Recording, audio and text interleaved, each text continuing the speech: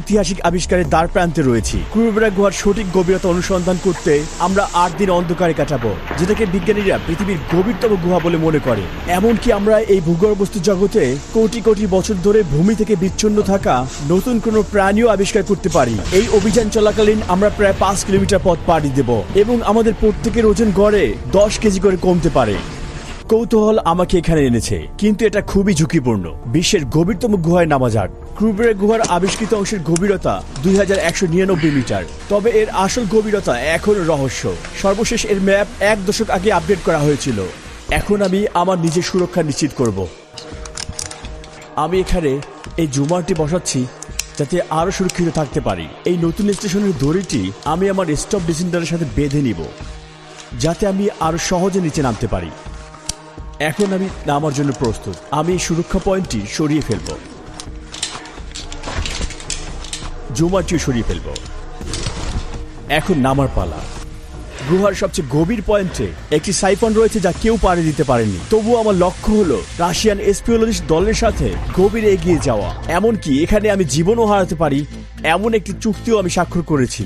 Crimean federal ইউনিভার্সিটির প্রভাষক গ্যানোডিস সামোকিন ২০ বছরের বেশি সময় ধরে এই গুহায় কাজ করছেন। প্রবেশের অংশই সবসময় সবচেয়ে কঠিন অংশ হয়। এই অভিযানে অংশগ্রহণ করে ডকুমেন্টারি তৈরি করার জন্য আমি ১ বছরের বেশি সময় ধরে প্রশিক্ষণ নিচ্ছি। শুটিং চলাকালীন ৪টি ভিন্ন জায়গায় আমাকে প্রাণঘাতী বিপদের সম্মুখীন হতে হয়েছে। এখন স্টেশনের সাথে সংযুক্ত হওয়ার পালা। প্রথমে আমি নিজেকে সুরক্ষিত করব।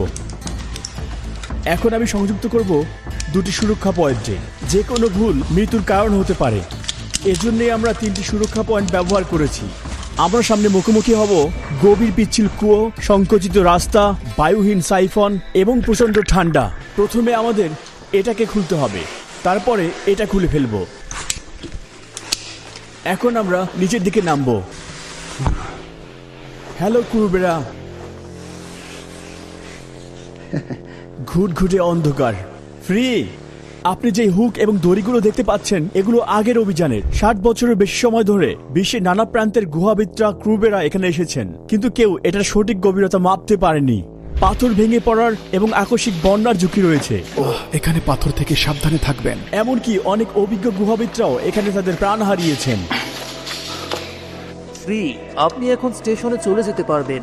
আচ্ছা, এনভিডিএ স্টুডিও ব্যবহার করে আমরা ক্রুবেরা গুহার প্রথমবারের মতো বিস্তারিত 3D মানচিত্র তৈরি করেছি। এই বিষয়ে আরো বিস্তারিত পরে জানানো হবে। তবে এই মানচিত্রে আপনি গুহার বিভিন্ন গভীরতায় অবস্থিত 5টি প্রধান ক্যাম্প দেখতে পাবেন, যেখানে আমরা ঘুমাবো। ক্যাম্পগুলো এমনভাবে স্থাপন করা হয়েছে যে এগুলো একে অপরের থেকে মাত্র ৮ ঘন্টার দূরত্বে রয়েছে। আমরা প্রতিদিন ৮ ঘন্টা চলাচল করি এবং বিশ্রাম নেই। আমরা একে একে নামছি, এর মানে শুধু আমরা এখানে নয়, আমরা মূলত এখানে 2টি দল রয়েছি, সর্বমোট 11 জন মানুষ। আর শুরুতেই আমি নিজের দড়ির সাথে জড়িয়ে পড়েছি। ভুলবশত আমি স্টপ ডিসেন্ডার লাগাতে ভুলে গিয়েছিলাম এবং অসতর্ক অবস্থায় নিজের সবচেয়ে গুরুত্বপূর্ণ সুরক্ষা পয়েন্টটি খুলে ফেলি। এখন আমি জুমারের উপর নির্ভর করছি, যা সবচেয়ে দুর্বল পয়েন্ট। আমি সোজা থাকলে এটি ভালোভাবে কাজ করে, কিন্তু ঝুঁকে বসলে এটা অকার্যকর হয়ে যায়। আমি একটা জিনিস ভুলে গিয়েছি। জীবিত ফিরে আসতে চাইলে আমাকে দ্রুতই মানিয়ে নিতে হবে। আমি এখন একটি সুরক্ষা পয়েন্ট লাগাচ্ছি, কারণ আমি ডিসেন্ডার লাগাতে তখন ভুলে গিয়েছিলাম। যখন আপনি দড়িতে ঝুলে থাকবেন, মনে রাখবেন তখন শুধু আপনি আর দড়ি। আপনি সম্পূর্ণ একা। সেখানে কেউ দেখতে পাবে না আপনি কি কি ভুল করছেন, এবং কেউ সাহায্য করতে পারবে না।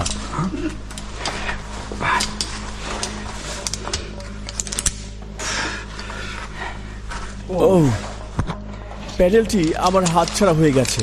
আমাকে এটা আবার লাগাতে হবে। যদি এখান থেকে পড়ে যাই, তাহলে মনে হয় না আমি আর বেঁচে থাকবো। গুহার মধ্যে চলাচলের গড় গতি হলো প্রতি ঘন্টায় ১০০ মিটার। আমাদের ওঠার এবং নামার গতি একই। গুহার মধ্যে আমরা আমাদের ব্যাগও সাথে নিয়ে নামি। এখানের তাপমাত্রা মাত্র ৩ ডিগ্রি সেলসিয়াস, তাই এখানে থাকা আর একটি বিশাল ফ্রিজে থাকার মধ্যে কোনো পার্থক্য নেই। হ্যাঁ বন্ধু। হেই, কেমন আছো? ভালো। তোমার কি অনেক ঠান্ডা লেগেছে? এখনো না। তুমি ঠিক আছো? না। উপর থেকে একটি ভেড়া পড়ে গিয়ে এখানে মৃত্যুবরণ করেছে। শত শত মিটারের গভীর অন্ধকারে সে হারিয়ে গিয়েছে। ভেড়াটি মাটির নিচে আছে। দুর্গন্ধ এড়াতে তারা এটা দিয়ে ভেড়াটিকে ঢেকে দিয়েছে। এখন আমরা একটি টাইট স্কুইজ পথ পাড়ি দিতে চলেছি। আমার শরীরকে সংকুচিত করে এবং হামাগুড়ি দিয়ে পাড়ি দিতে হবে। আমি এটাকে সামনে রেখে এর পিছনে পিছনে যাব।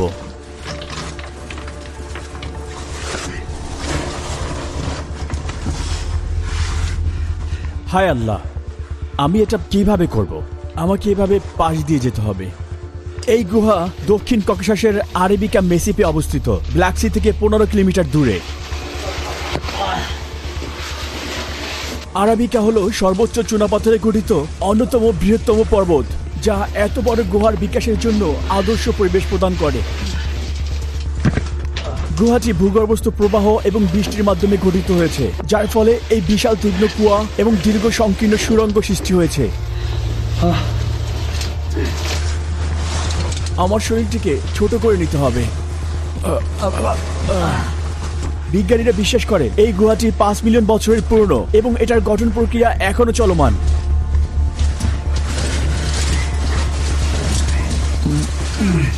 সংকুচিত পাথরগুলো পাড়ি দেওয়া কঠিন। তারা বলে যতক্ষণ না আপনি আটকে পড়বেন ততক্ষণ আপনি ক্লোস্ট্রোফোবিয়া অনুভব করতে পারবেন না।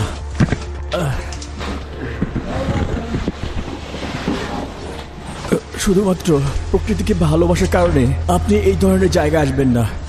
বিশেষ করে কুবেরা গুহায় তো নাই, তাহলে আপনাকে এরকম সংকীর্ণ পথ পাড়ি দিতে হবে।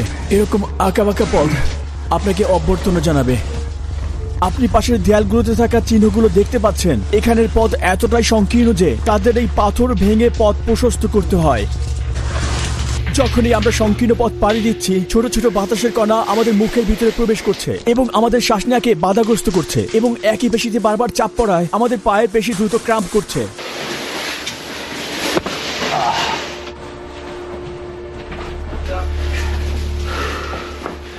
আমার মনে হচ্ছে আমাদের আরো ধীরে যাওয়া উচিত।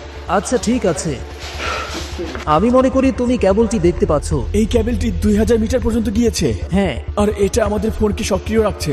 দুর্ভাগ্যবশত এখন আর এটা কাজ করে না। এটা সম্ভবত সাম্প্রতিক বন্যায় ক্ষতিগ্রস্ত হয়েছে। আমরা পরবর্তী 8 দিন সম্পূর্ণভাবে পৃথিবী থেকে বিচ্ছিন্ন হয়ে পড়ব।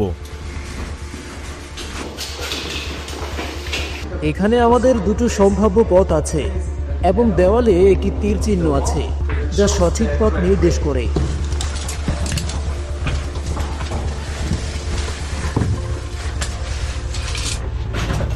এটাই আমাদের যাওয়ার পথ।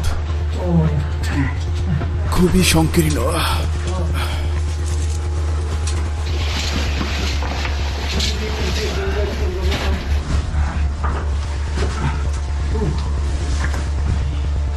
খুবই সংকীর্ণ ভাই।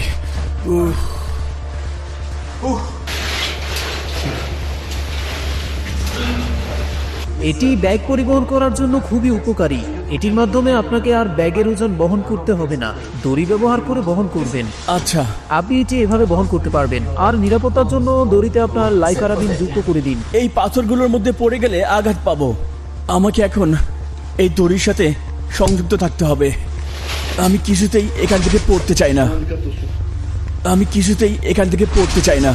আমি প্রায় এখান থেকে পড়েই যাচ্ছিলাম, আর এই জিনিসটা আমাকে বাঁচালো। কিন্তু এটা খুবই ভেজা এবং পিচ্ছিল।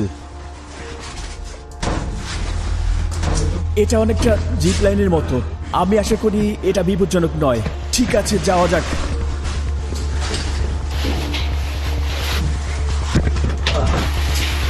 বড় কুয়া শুরু হচ্ছে। তোমার কেমন লাগছে ওলেক? আমি পিলটা খেয়েছি, তাই এখন সহজ মনে হচ্ছে। কোন ধরনের পিল? একটি ব্যথানাশক। এটা দীর্ঘ পথ ছিল। আমরা প্রায় আমাদের প্রথম ক্যাম্পে পৌঁছে গেছি। যদি তুমি দেখতে পাও, এটি সেই বড় কুয়া। এর গভীরতা 105 মিটার।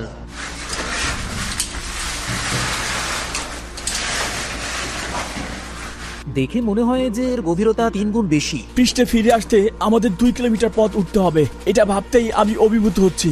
দড়ির ফাইবারের স্টপ ডিসেন্টার আটকে গিয়েছিল। যদি আমি এটা ঠিক করতে না পারতাম তাহলে এই স্টপ ডিসেন্টার এখানেই রেখে দিতে হতো। আমি আর নিচে নামতে পারতাম না, আর আমাকে উপরে ফিরে আসতে হতো। এই চিন্তায় আমি দড়ি এবং ব্যাগের দড়ি একসাথে জড়িয়ে ফেলেছিলাম।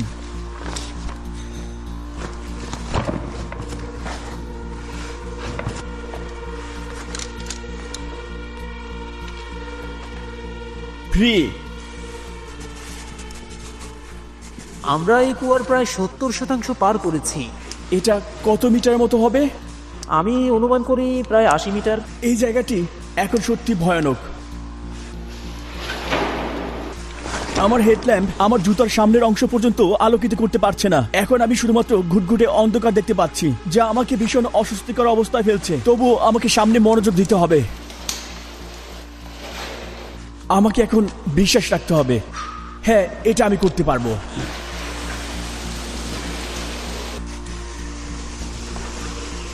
দড়িটি এখন অনেক নড়ছে। হঠাৎ করে এভাবে পড়লে তীব্র ঝাঁকুনি লাগে, যার কারণে দড়িটি ছিঁড়েও যেতে পারে। এমনকি এটা আমার মেরুদণ্ডকে গুরুতর আহত করতে পারে। এটা সহজভাবে বা স্বাভাবিকভাবে যাচ্ছে না।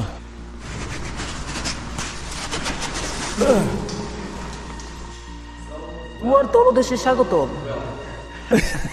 ধন্যবাদ। যখন আমরা কুয়ায় নেমে ভিডিও করছিলাম, তখন আমাদের সামনের দল বেশ খানিকটা দূরে এগিয়ে গিয়েছিল। একটু অপেক্ষা করো, আমি জানি না এখানে কি আছে। কিন্তু আমি এখানে ফিট হচ্ছি না, আমি বেশ বড়।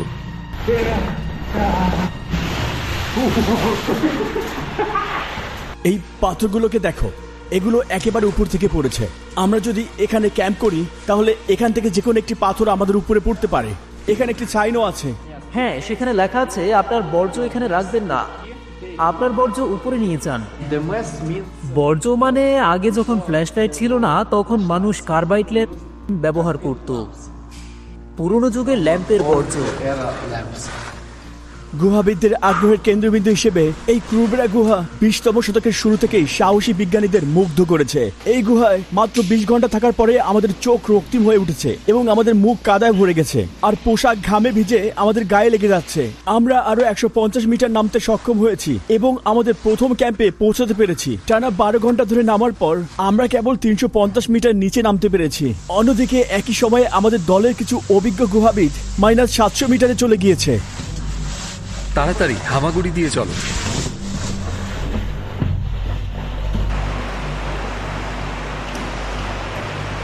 এটা কোথায় রাখতে পারি? ওখানে ঝুলিয়ে দাও। বুঝতে পেরেছি, সূর্যে মরে যাওয়ার মতো, তাই না? হ্যাঁ, ঠিক তাই। গেনাডি গুহার তলদেশে নতুন প্রাণীর আবিষ্কার নিয়ে খুবই আশাবাদী। আমরা কি আবিষ্কার করতে চলেছি এটা ভেবে আমি খুব উদ্গ্রীব হয়ে আছি। আমার বুটে আগুন লেগেছে। এটা কি তোমার বুট? এটা নাও, এটা নাও। আমাদের আগে কেটলি বসানো উচিত। আগে তাঁবুটা গরম করি, তারপর মোজা শুকিয়ে ফেলি। এখন সবাই তাদের ভেজা কাপড় শুকাচ্ছে এবং যন্ত্রপাতি মেরামত করছে। কিছু স্ন্যাক্স খেয়ে নেব। এখন অনেক ঠান্ডা, বিশেষ করে মাটিতে বসে থাকলে মাটি থেকে আরো বেশি ঠান্ডা অনুভূত হয়। এখন কাপড় চেঞ্জ করব, স্যুপ খাবো আর কিছু পাস্তা খাবো। আশা করি ঘুমিয়ে পড়লে শরীর জমে যাবে না। ককে শিওরান না। সবচেয়ে গুরুত্বপূর্ণ বিষয় হলো খাবার এবং তাপের জন্য জ্বালানি পেট্রোল। গুহাবিদরা দিনে সর্বোচ্চ 8000 ক্যালোরি পর্যন্ত খরচ করে। এই ক্যালোরি পূর্ণ করা অসম্ভব। এজন্য আমি বলি পুষ্টি খুবই গুরুত্বপূর্ণ। আমার সমস্ত কাপড় ভিজে গিয়েছে, এগুলো আমাকে সকালের মধ্যে শুকাতে হবে। সঙ্গে স্লিপিং ব্যাগ আছে, যা আমাদের -10 ডিগ্রি সেলসিয়াস পর্যন্ত উষ্ণ রাখে। সবাইকে শুভ সকাল। মাত্রই উঠলাম, প্রচন্ড ঠান্ডা। এখানে সময়ের ধারণা একেবারে হারিয়ে ফেলেছি। ক্রুবেরা গুহায় সূর্যের আলোবিহীন একটি সকালে আমাদের সমস্ত ক্লান্তিগুলোকে মুছে ফেলেছি। সে গুহায় প্রাপ্ত ফ্রেশ পানি পান করছে।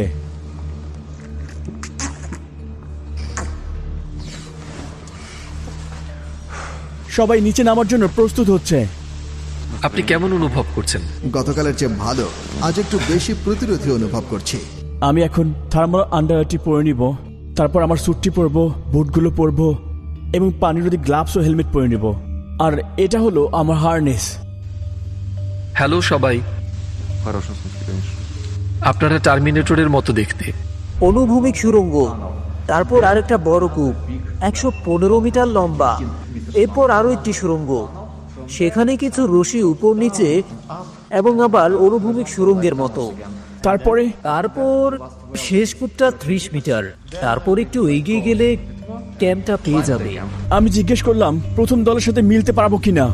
তাদের সঙ্গে দেখা করতে প্রায় 1.5 ঘন্টা সময় লাগবে, হয়তো তার চেয়েও কম।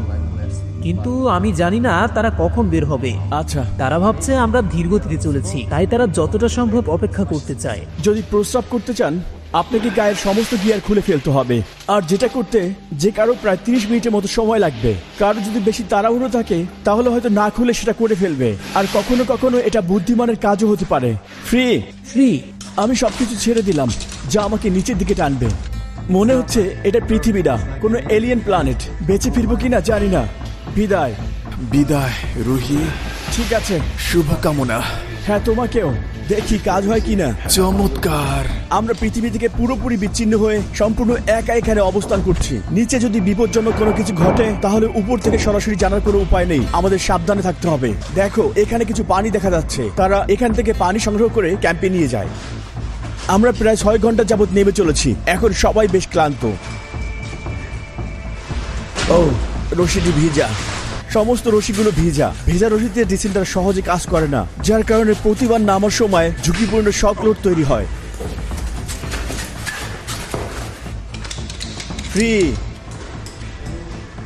সামনে আরো একটি সুড়ঙ্গ। সে ঠান্ডায় কাঁপছে। আমি আরেকটি বিরতি নিতে বললাম। তুমি বিশ্রাম নিতে চাও, কিন্তু বেশি বিশ্রাম নেওয়া উচিত হবে না, না হলে তোমার শরীর ঠান্ডায় জমে যেতে পারে। কখনো কখনো তুমি একটু বসে পড়ো, লাইটও বন্ধ করে দাও, চোখ বন্ধ করো, আর এর ফলে তোমার ঘুম পেতে পারে। আর এটা সবচেয়ে খারাপ, যদি তুমি ঘুমিয়ে পড়ো তাহলে সহজেই মারা যেতে পারো। তাই যত কঠিনই হোক, যত সমস্যাই হোক, তোমাকে শুধু নিজের উপর চাপ দিয়ে সামনে এগিয়ে যেতে হবে। আমরা সিদ্ধান্ত নিয়েছি ক্যাম্প -700-তে বিশ্রাম নেব, এরপরে ক্যাম্প -1400-তে এগিয়ে যাব। আজ রাতের জন্য এটাই আমাদের বাড়ি। মনে হচ্ছে সবাই চলে গিয়েছে। আমাদের গাইড কিছু খাবার তৈরি করছে, জানি না দুপুরের না রাতের। সময় সম্পর্কে আমার একেবারেই ধারণা নেই। আমার মস্তিষ্ক পেশিগুলো থেকেও বেশি ক্লান্ত। আমরা ক্যাম্প -1400 এর কাছাকাছি পৌঁছে গেছি। -1400 ক্যাম্পে পৌঁছানোর আগে গুহাবিদরা খালি বোতল ব্যবহার করে একটি অস্থায়ী পানির ট্যাপ তৈরি করেছেন। আমাদের আগের দল তাদের নতুন ক্যাম্প -1400-তে পৌঁছে গিয়েছে। তুমি তাঁবুর দিকে কেন ইশারা করছো? এটা তোমার হাত থেকে উঠে যাবে।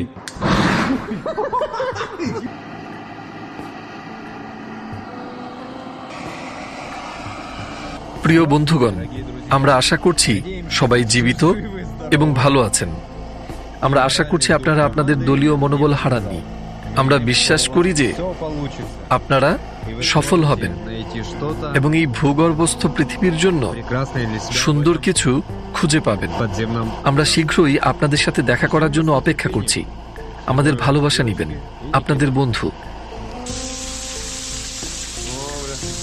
কয়েকদিনের অনুসন্ধানের পর কাদামাটি, ঘাম এবং ক্লান্তি মুছে ফেলার জন্য জলপ্রপাতের ঠান্ডা পানির গোসলের কোনো বিকল্প নেই।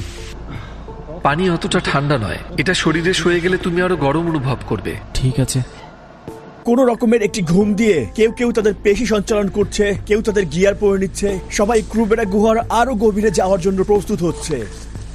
তার হাঁটুর প্যাডগুলো ছিঁড়ে গিয়েছে, সে নতুন একটি প্যাড সেলাই করবে।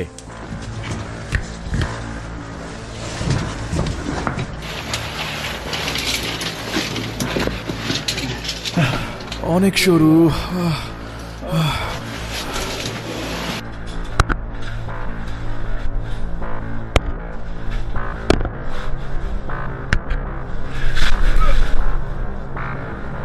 সবাই চলতে থাকো, এটি সঠিক পথ। অন্ধকারে চলার সময় আপনার হেডল্যাম্পের আলো কখনো কখনো অন্যদের দৃষ্টিকে ব্লক করে দিতে পারে। কিন্তু তোমাদের মাথার হেডলাইটটা নিচে নামাও। আমি কিছুই দেখতে পাচ্ছি না।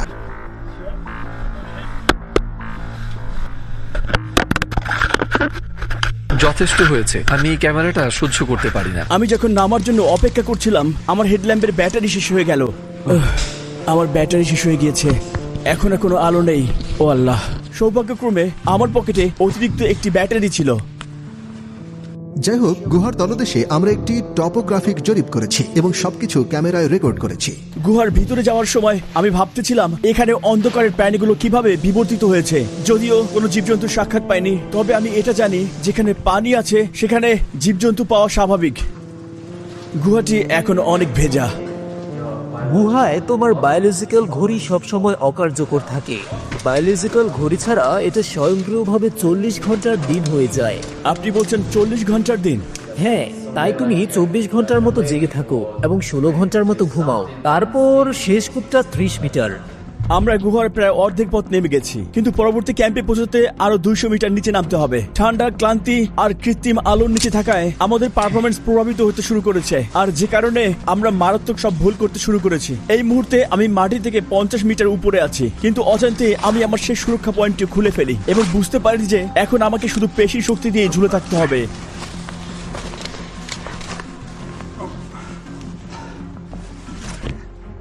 আমি ডিসেন্ডার লাগাতে ভুলে গিয়েছি। প্রতি সেকেন্ডে আমার পেশিগুলো ক্লান্ত হচ্ছে। যদি আমি ক্যারাবিনার লক না করতে পারি এবং পড়ে যাই, তাহলে নিশ্চিত আমি জীবন হারাবো। যেভাবে আমি কাজটি করছি তা অত্যন্ত ঝুঁকিপূর্ণ এবং যে কোনো সময় খুলে যেতে পারে। আমার গ্লোভসটি আটকে যাচ্ছে, খুবই ঝুঁকিপূর্ণ।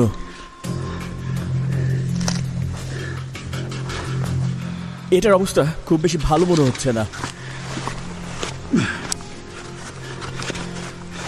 যাই হোক, আমাকে অনেক বেশি মনোযোগ দিতে হবে। শুধুমাত্র ছোট একটি ভুল আমাকে মেরে ফেলতে পারে। আমি এখন নামার জন্য প্রস্তুত।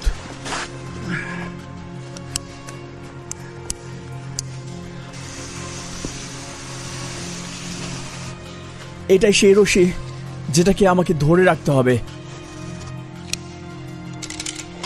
মাত্র কয়েক মিনিট পরেই আমি দ্বিতীয়বারের মতো আমার সেই সুরক্ষা পয়েন্টটিও খুলে ফেলেছিলাম। আমি ক্যারাবিনারটি খুলে ফেলেছিলাম। সৌভাগ্যবশত আমি এই ভুলটি বুঝতে পেরেছি। আরও একটি ভুল, এটা মেনে নেওয়া যায় না। আমাকে আগে অবশ্যই ডিসেন্ডার পড়তে হবে। অন্ধকারে আমার চোখ ভারী হচ্ছে, আমার মস্তিষ্ক মনে হয় ক্লান্তির ভরে ভেঙে পড়তে চলেছে। বন্ধুরা, এটা সত্যিই কঠিন। এটা যতটা সহজ ভেবেছিলাম। মাত্র কয়েকশো মিটার নিচে তলদেশের স্রোত আছে যা পথকে বন্ধ করে দেয়। এটা হলো সাইফন, যা একটি পথ। এটা নদীর পানিতে বন্যা কবলিত হয়। আচ্ছা, চলুন সবাই সাঁতারে এগিয়ে যাই। আমাদের পথে এরকম বহু সাইফন রয়েছে এবং একটি ভুল পদক্ষেপ আমাদের ফাঁদে ফেলতে পারে, এমনকি আমাদেরকে ডুবিয়ে ফেলতে পারে।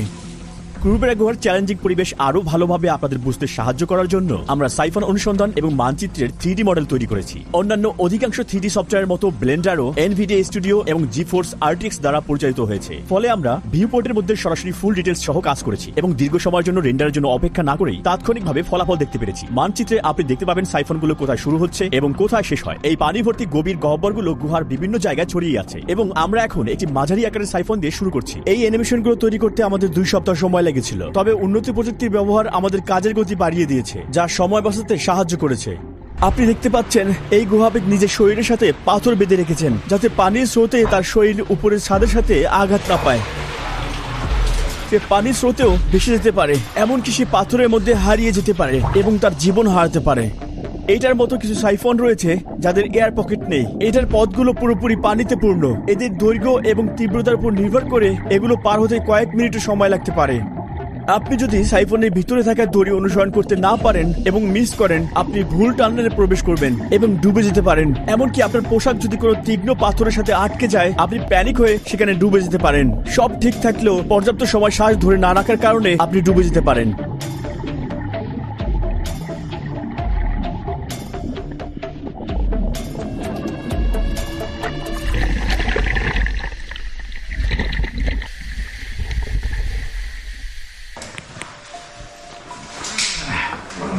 ছয় ঘন্টার ক্লান্তিকর আরোহণ শেষে আমি -700 ক্যাম্পে ফিরে এসেছি। ঠান্ডা এবং ক্লান্তির কারণে আমি মনোযোগ হারিয়ে ফেলি। তাই গুহাবিদরা মনে করেছিলেন আমার পক্ষে আর সামনে এগিয়ে যাওয়া নিরাপদ হবে না, তাই তারা আমাকে ক্যাম্পে অপেক্ষা করতে বললেন। সৌভাগ্যক্রমে সেখানে পর্যাপ্ত খাবার এবং পানি আছে। ওহ, এগুলো তো ম্যাটস, তাই না? বিঙ্গো। আকস্মিক এবং তীব্র বন্যা -1640 থাকা মাটির উপরে ম্যাটগুলোকে উড়িয়ে নিয়ে উপরে উঁচু স্থানে আটকে রেখেছে। মনে হচ্ছে এই জায়গাটি পুরোপুরি পানিতে ডুবে গিয়েছিল। তখন আমরা জানতাম না, যখন গুহার মধ্যে ছিলাম বেস ক্যাম্পের সাথে কোনো যোগাযোগ ছিল না। তীব্র বৃষ্টি শুরু হয়েছিল এবং বড় ধরনের বন্যার ঝুঁকি তৈরি করেছিল।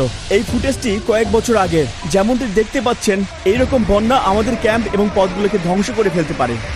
সবাই অনেক ভিজে গিয়েছে। দেখো কেমন করে আমরা আমাদের নিজেদেরকে শুকাই। এটা ভালো একটা আইডিয়া। এখানে একটি ভেজা এবং ঠান্ডা রাত কাটানোর পরে তারা পরের দিনের জন্য প্রস্তুতি নিচ্ছে। তারা গুহার গভীরতা পরিমাপ করবে, এমনকি তারা নতুন প্রজাতির প্রাণীও আবিষ্কার করতে পারে যেগুলো মানুষের কাছে এখনো অজানা। -1640। শুরু করা যায়। ছাদে ঝুলন্ত তীক্ষ্ণ পরবকণিকার মতো গঠনগুলোকে স্টালাকটাইট বলে। এই গঠনগুলো অত্যন্ত ধীরে ধীরে তৈরি হয়। -1640। শুরু করা যায়। ছাদে ঝুলন্ত তীক্ষ্ণ পরবকণিকার মতো গঠনগুলোকে স্টালাকটাইট বলে। এই গঠনগুলো অত্যন্ত ধীরে ধীরে তৈরি হয় এবং 1000 বছরে মাত্র 10 সেন্টিমিটার কম বৃদ্ধি পায়। যখন পানি ফোটায় ফোটায় পড়ে তখন এগুলো তৈরি হয় এবং ক্যালসিয়াম কার্বনেট জমাট বাঁধতে শুরু করে। এখানে আমার জন্য কোনো জায়গা আছে কি? হ্যাঁ, দলটি বিশেষভাবে সতর্ক থাকে যাতে কোনো ক্ষতি না হয়।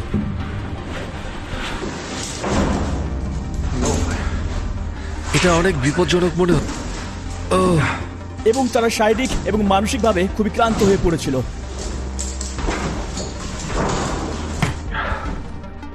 এটা খুবই নিচু, এটা আরো উঁচু হওয়া উচিত। আমরা আরো কাপড় শুকাতে দিব। অবশেষে তারা ক্যাম্প 1960-এ পৌঁছায়, যা সর্বশেষ ক্যাম্প এবং সীমিত জায়গার জন্য এটাকে বলা হয় সবচেয়ে অস্বস্তিকর ক্যাম্প।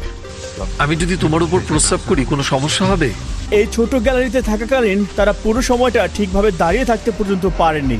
ক্যাম্পটা -1960 মিটার নিচে। এটা পৃথিবীর অন্যতম গভীর ক্যাম্প। কিছু মানুষ পুরোপুরি ভিজে গেছে এবং আমাদের সবার চোখ লাল হয়ে আছে। কিছু মানুষ ইতিমধ্যেই -2080 মিটার পর্যন্ত নেমে গেছে। অবশ্য ক্যাম্পটি এখন খুব আরামদায়ক নয়। বন্যা অবিরত সব মাটিগুলো ধুয়ে নিয়ে যায়। টু ক্যাপ্টেন্স সাইফন সম্পর্কে বললে এটা এখান থেকে প্রায় 200 মিটার নিচে শুরু হয়। দিনের পর দিন অবিরাম প্রচেষ্টার পর দলটি অবশেষে ক্রুবেরা গুহার সবচেয়ে গভীরতম পয়েন্টে পৌঁছেছে, যেখানে মানব জাতি সবসময় যেতে চেয়েছে। গেনেডি ও তার দল এই গুহার গভীরতা সঠিকভাবে মানচিত্রে চিহ্নিত করার কাজ করছে, কিন্তু এটা অনেক বেশি চ্যালেঞ্জিং কারণ জিপিএস সিগন্যাল এখানে কাজ করে না। একটি লেজার রেঞ্জ ফাইন্ডার ব্যবহার করা হয়েছে, যা 2টি পয়েন্টের মধ্যে উচ্চতা এবং দূরত্ব পরিমাপ করতে পারে। সে একটি সঠিক হিসাবের জন্য সবচেয়ে বাইরের প্রান্তে চলে গিয়েছে।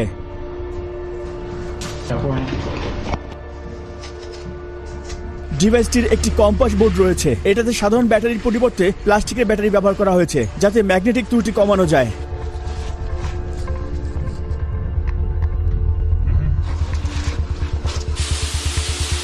বামে নয়, ডানে নয়, আমাদের কোথায় যেতে হবে? আর কোনো পথ নেই। কি? আর কোনো পথ নেই। বুঝতে পারলাম। এই হিসেব করার জন্য তাকে বুঝতে হবে।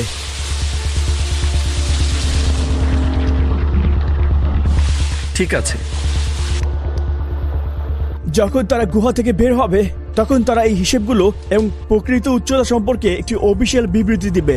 তারা টু ক্যাপ্টেন সাইফনের কাছাকাছি, যা পৃথিবীর সবচেয়ে গভীর সাইফন, আর এটাই শেষ পয়েন্ট। তারা গুহার সবচেয়ে গভীর স্থানে ড্রাইভ করার জন্য একটি গ্যাস ট্যাঙ্ক প্রস্তুত করেছে। গুহার গভীরতার সঠিক পরিমাপ নির্ণয় করার জন্য গেনেডি আরো অনেকগুলো বেড ট্র্যাপ নিয়েছে। তিনি আশা করছেন একটি নতুন প্রজাতির প্রাণী আবিষ্কার করবেন, যা মানবজাতির এখনো অজানা। এখানে আমাদের সতর্ক থাকতে হবে। ফলাফল দেখা যাক নিচে কোনো জীবের অস্তিত্ব আছে কি না। এখন দলটি সাইফনের গভীর ঠান্ডা এবং ময়লা পানিতে প্রবেশ করছে।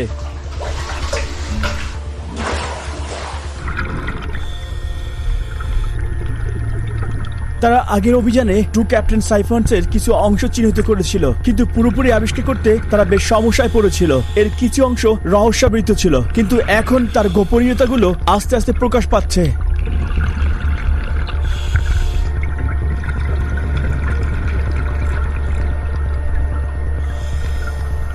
সে রশিতে কিছু বেড ট্র্যাপ বেঁধে রেখেছে যাতে এগুলো হারিয়ে না যায়। ফিরে আসার পথে তারা লক্ষ্য করেনি, কিন্তু ক্যামেরায় ধরা পড়েছিল একটি ছোট প্রাণী স্বচ্ছ পানিতে লুকিয়েছিল।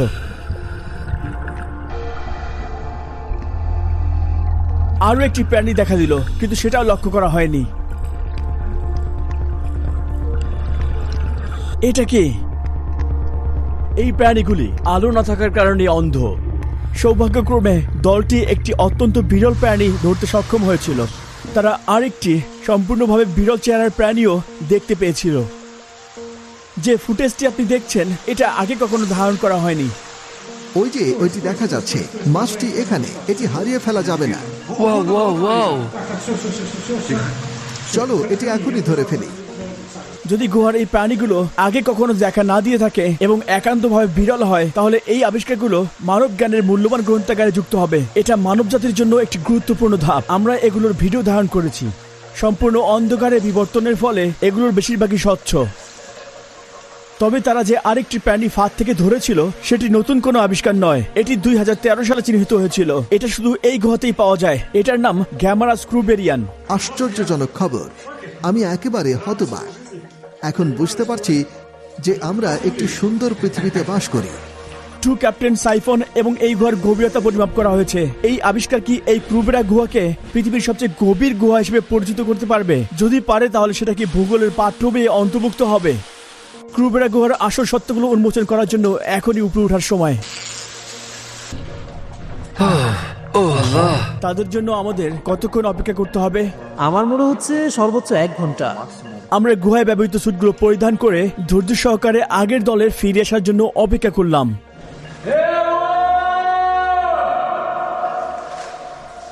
হ্যাঁ, আমি তাদের শুনতে পাচ্ছি। তারা আসছে। হ্যাঁ, তারা আসছে। হ্যাঁ, আমরা 24 ঘন্টার মধ্যে 700 মিটার উপরে ওঠার জন্য প্রস্তুতি নিচ্ছি। উপরে ওঠা গুহা অনুসন্ধানের সবচেয়ে কঠিন অংশ এবং সবচেয়ে বেশি প্রাণহানি ঘটে এই সময়ে। শুধু শারীরিক শক্তির প্রয়োজনই হয় না, বরং স্থায়ী মনোযোগ এবং দক্ষতার প্রয়োজন। এই জায়গায় আমার মাথার সাথে আঘাত লেগেছে। আমরা কিছু পোকামাকড়ের দেখা পেলাম। আমরা পৃষ্ঠের খুব কাছাকাছি পৌঁছে গিয়েছি। শক্তি ফিরে পেতে আমরা আমাদের সর্বশেষ বিশ্রাম এবং স্ন্যাক্স নিলাম। আমাদের আর একটু পথ বাকি আছে। 8 দিনের এই গুহা অভিযানের ওঠানামা এবং 3 ডিগ্রি সেলসিয়াস তাপমাত্রায় তাঁবুতে অবস্থান করায় আমাদের শরীর থেকে প্রচুর ক্যালোরি খরচ হয়েছে। দলের বেশিরভাগ মানুষই এই যাত্রায় প্রায় 10 কিলোগ্রাম ওজন হারিয়েছে। নতুন আবিষ্কারের উদ্দেশ্যে এটি আমাদের অবশ্যই গুরুত্বপূর্ণ একটি বড় ত্যাগ। আমার ধারণা গুহায় কাটানো এটাই আমার সবচেয়ে দীর্ঘ সময়। গুহা থেকে সবাই বেরিয়ে আসার পর এই অভিযানের নেতা গেনাডি 8 দিনের এই মিশনের সাফল্য মূল্যায়ন করবেন। তিনি বিশ্ববাসীকে একটি অত্যন্ত গুরুত্বপূর্ণ ঘোষণা প্রদান করবেন। দিনের আলো, তাজা বাতাস, বৃষ্টি এবং গাছের গন্ধ আমার মানবিক অনুভূতিকে পুনরুদ্ধার করেছে।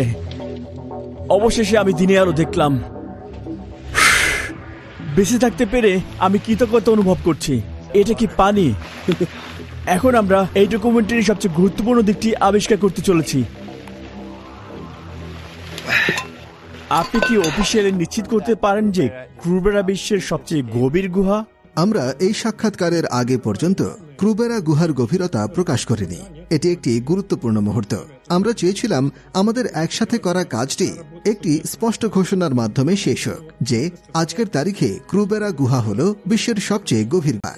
কম্পিউটার আমাদের জন্য ত্রুটির মার্জিন হিসাব করেছে, যা ছিল প্রায় 0.1%। আজ আমাদের পদ্ধতির মাধ্যমে আমরা আত্মবিশ্বাসের সাথে বলতে পারি যে সাইফন এবং উপরের প্রবেশদ্বার সহ ক্রুবেরা গুহার গভীরতা 2224 মিটার ±0.5%, যা আরাবিকা মাসিফের চেয়ে 3 মিটার উঁচু। এর মানে হল ত্রুটির মার্জিন ±10 মিটার।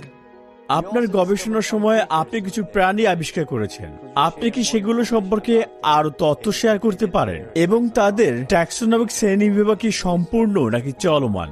আমরা কিছু প্রাকৃতিক আকর্ষণীয় জিনিস আবিষ্কার করেছি। সবচেয়ে গুরুত্বপূর্ণ ব্যাপার হলো এই তথ্যগুলো একেবারে ইউনিক। প্রায় কেউই এত গভীরে কাজ করেনি। এই বছর আমরা ক্রাস্টেসিয়ান প্রাণীদের নমুনা সংগ্রহ করেছি এবং সেগুলো বিশ্লেষণের জন্য পাঠিয়েছি।